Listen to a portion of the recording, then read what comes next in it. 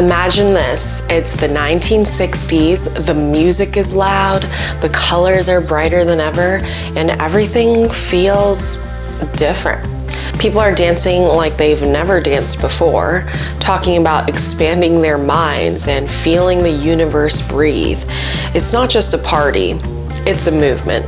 And at the center of it all, a little tab of paper that could change everything. It's past midnight, where the stories get darker and the air gets trippier for this one.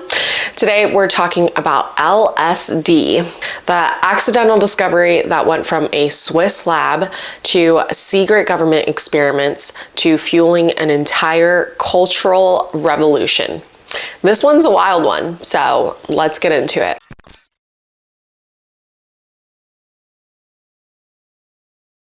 Guys, I have my hippie-like shirt on today. I don't know if it's hippie, but the sleeves are like bell-bottom, so it's kind of cute. But to get in the vibe of everything, picture this, it's 1938, and deep in the laboratories of Sandoz in Switzerland, a chemist named Albert Hofmann is working on a series of compounds derived from ergot.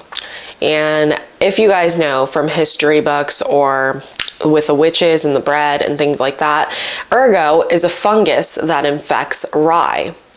One day, he synthesizes a substance he later names LSD-25. At this time, it's just another experiment, and Hofmann actually sets it aside because he's like, I'll get to this later, unaware of the extraordinary properties that lurked inside of it. Fast forward to 1943, when the curiosity gets the better of him, and he takes out this old experiment that he put off to the side and decides to re-examine it.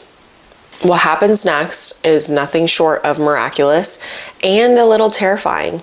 It does shock me that he was like, you know what, let me test this thing out. Let me test it on myself. So on April 19th, 1943, Hofmann ingests a small dose of LSD and soon feels its potent effects kick in. He hops on his bike and he's riding it home, and as he pedals, reality itself seems to warp around him.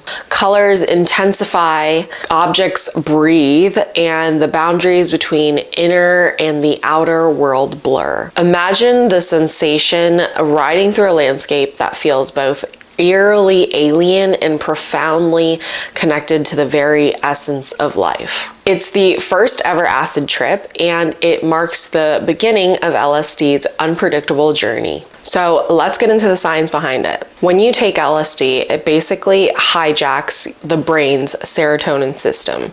And serotonin is that feel-good neurotransmitter responsible for mood, emotions, and perception. LSD binds to serotonin receptors, especially one called 5-5-HT2A, and that's where the magic or madness happens. It scrambles the way your brain processes information, making ordinary sounds, sights, and thoughts feel completely out of this world. And that's why people report intense hallucinations, time distortion, and feeling of oneness with the universe. It's so interesting because your brain starts making connections that it normally wouldn't make. So that's why colors feel louder, music feels like it's talking to you, and reality itself seems to bend. Scientists think that this is why LSD can spark creativity, and also why it can send people into full psychedelic meltdowns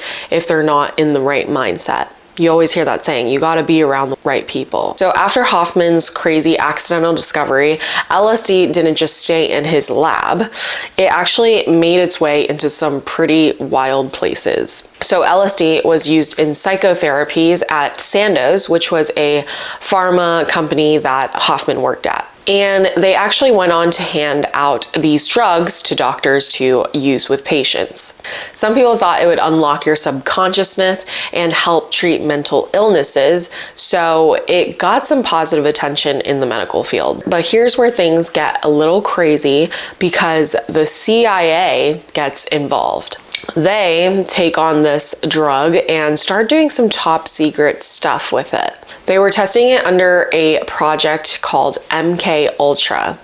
The idea was to use LSD for manipulating people, breaking them down, and seeing if it could control someone's mind. They tested LSD on soldiers, scientists, and even random civilians, often without their consent. They even spiked drinks at parties to see how people would react to it. Yeah, I mean, it was as shady as it sounds. And a lot of people ended up pretty messed up from these experiments. And I could make that into a whole different video, so let me know if you guys want to hear about that. But here's the twist. While CIA was busy experimenting, LSD was quietly making its way into the streets. By the early 1960s, it had slipped out of the government's labs and into the hands of the public.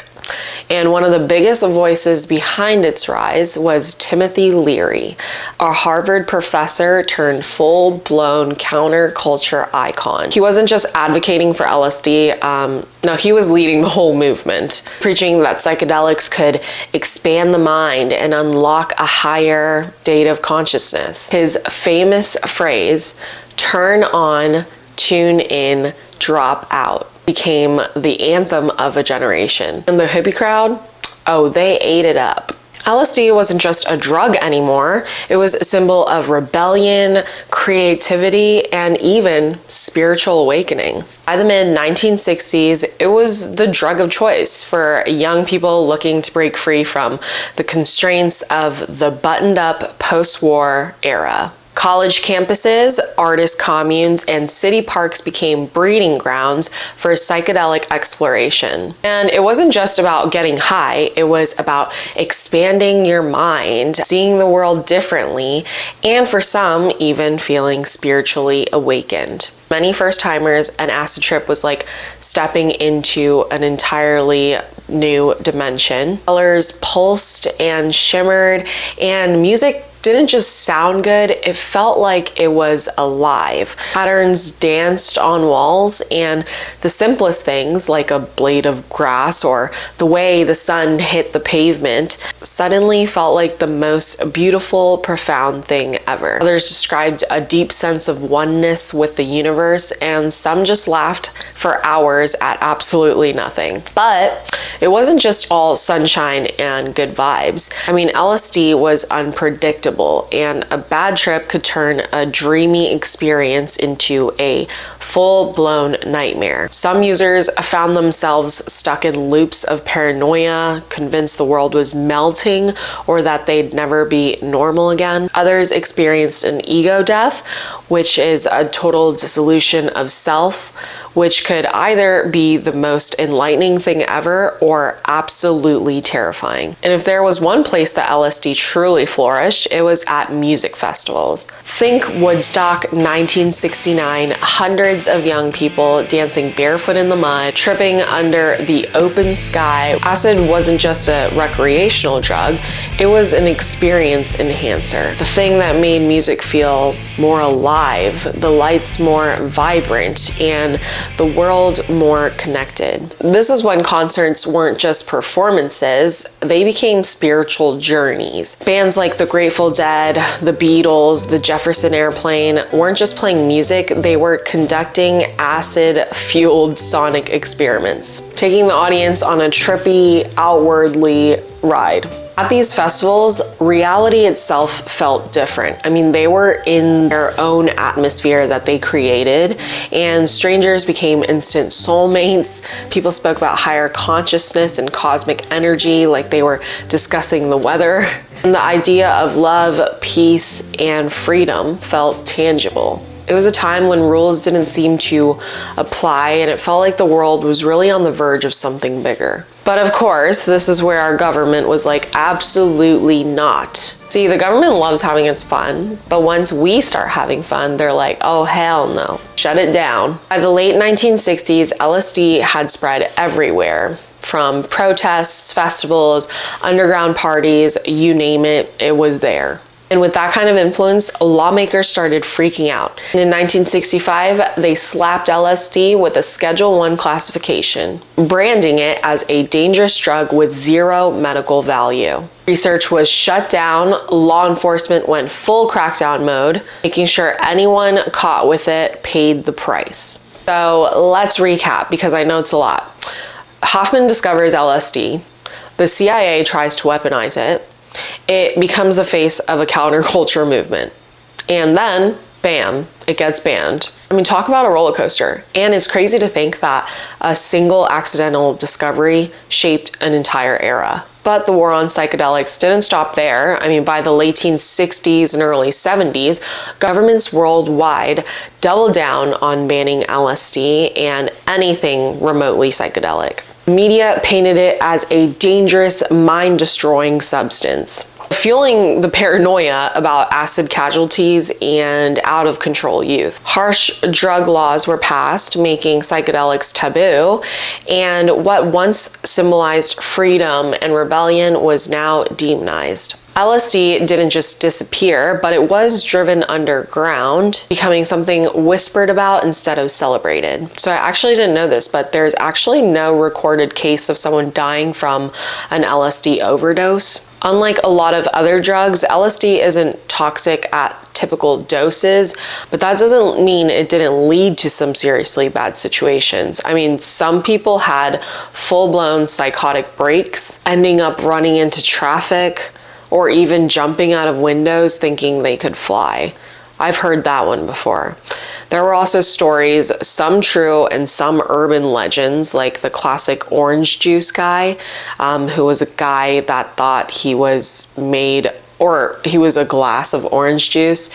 So he refused to sit down because he thought he would spill. And then you've got cases like Diane Linkletter, who was the daughter of a famous TV host who jumped out of a window, supposedly tripping on LSD. I mean, LSD got blamed, but there was no concrete evidence that she was on it. So the real danger wasn't overdose, but it was like people tripping too hard or mixing LSD with other drugs, or just losing their grip on reality in the worst possible way. Fast forward to today, and LSD is making a comeback, but not in the way that people probably think.